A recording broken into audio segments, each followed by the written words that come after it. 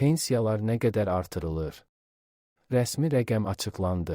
Azərbaycanda pensiyalar bu il yanvarın 1-dən 9,3% indeksləşdiriləcək. Oxu az xəbər verir ki, bu barədə Əmək və Əhalinin Sosial Müdafiəsi Nazirliyi (ƏSM) məlumat yayıb.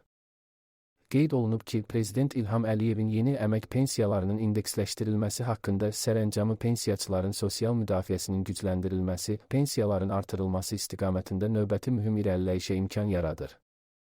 Sərəncamla ƏSM tərəfindən 2026-cı il yanvarın 1-də təyin edilmiş bütün pensiyalar Dövlət Statistika Komitəsinin təqdim etdiyi məlumata əsasən 2025-ci il üzrə orta aylıq əmək haqqının illik artım göstəricinə uyğun olaraq bu il yanvarın 1-dən 9,3% indeksləşdirilməklə artırılır. Bu artım pensiyaçıların müraciətinə və sənəd təqdim etmələrinə ehtiyac olmadan elektron sistem üzərindən avtomatik şəraitdə həyata keçirilir.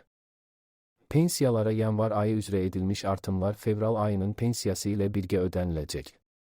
Yəni pensiyaçılar artıq fevral ayının pensiyasını yeni artımla, habelə yanvar ayının pensiyasına edilmiş artım məbləği ilə birgə alacaqlar. Pensiyaların indeksləşdirilərək artırılması bütün pensiyaçılara, o cümlədən pensiyaçı olan hərbi qulluqçular, hüquq mühafizə orqanları əməkdaşları və yəni 1 milyon pensiyaçıya şamil olunur və bu artımlar üçün illik əlavə 640 milyon manat vəsait ayrılıb. Dövlətimizin başçısının sərəncamı ilə sığorta olunanların fərdi hesablarında 2026-cı il yanvarın 1-də qeydə alınmış pensiya kapitalları da istehlak qiymətləri indeksinin ötən il üzrə illik səviyyəsinə uyğun olaraq 5,6% indeksləşdirilərək artırılır.